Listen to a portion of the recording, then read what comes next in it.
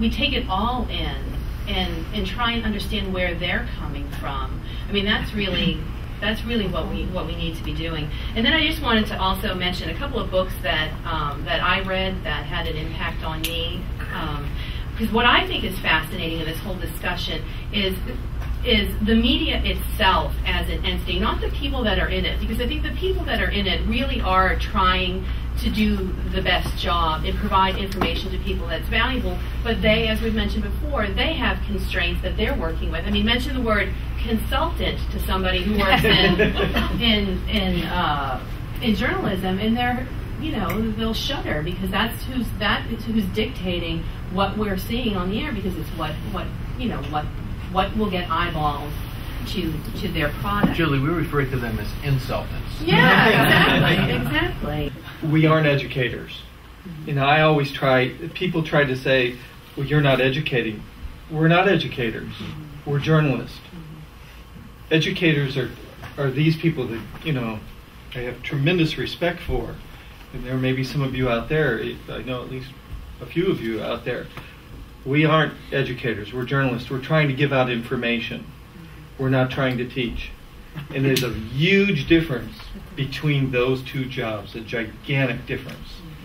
Which means, at least for me, that we have to be critical consumers of the... In other words, you need an education, and you need to have an educated approach to what you're learning in the media, because the media are not pretending to educate you. They're doing their best job, given all these constraints and all these issues that impact upon what they're doing, to sort of give you some information. Here's some information. Now it's your job as a critical consumer of this to start to try to piece things together and figure out what you think.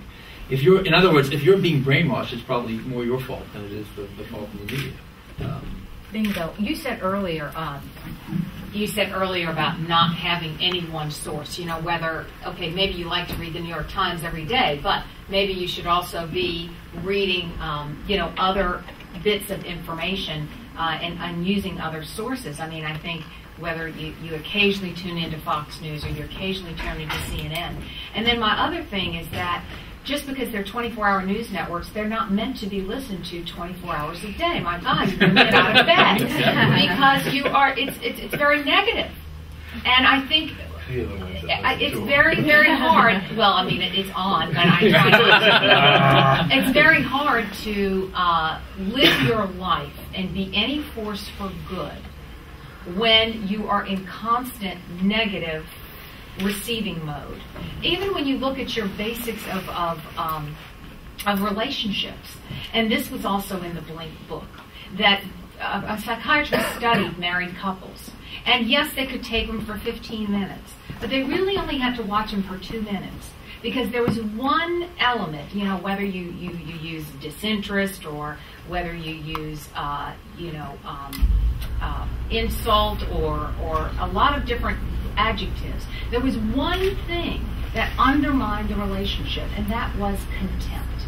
Because contempt puts a hierarchy. I'm here, you're here. I don't like you. And when you listen to, again, how stories are put together with opposing views, it forces you to choose. And you're choosing things too simply. You're making decisions based on not enough information.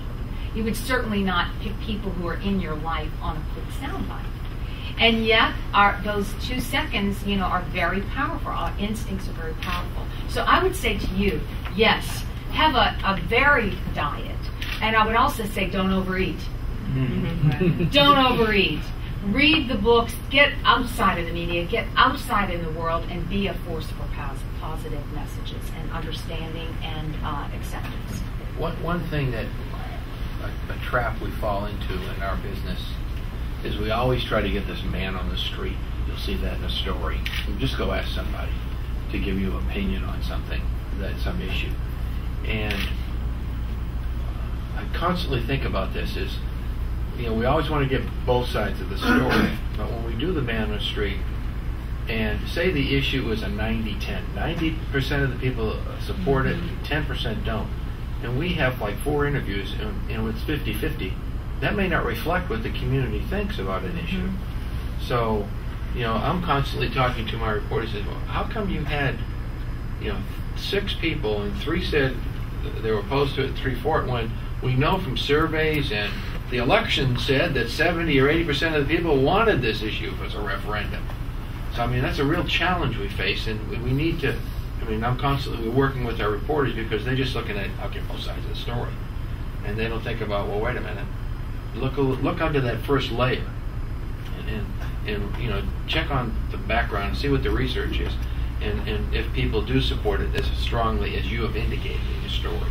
Because people will call and say, I don't think many people believe in that. I believe that issue or whatever it is. So it's a battle we face. Thank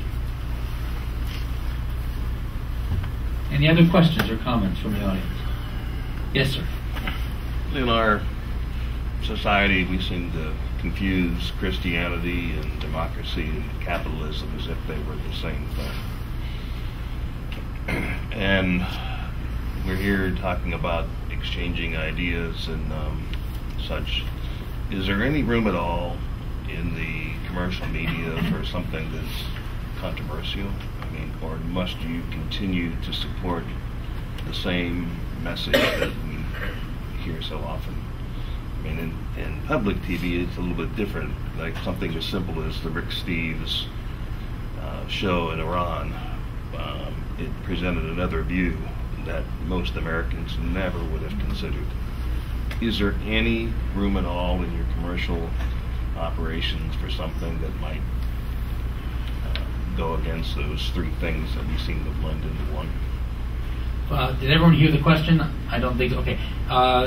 It was somewhat complex, but I'll try. Is there any room for a paradigm shift in coverage that challenges the blending of Christianity, democracy, and capitalism? Is that fairly accurate? Wow. I guess that is such a subjective thing. Did someone start to talk? No, you're fine. Especially in the Christianity part, I'm hard pressed to find Christianity in.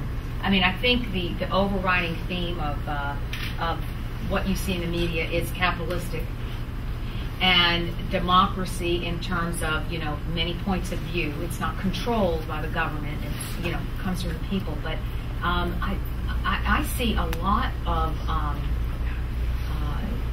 other forces out there. I guess in my little lens, I don't see that also blending. I think there's an inherent bias. There's a periodical that comes out every month, American Journalism Review. It's very good because it can be very critical of what we do.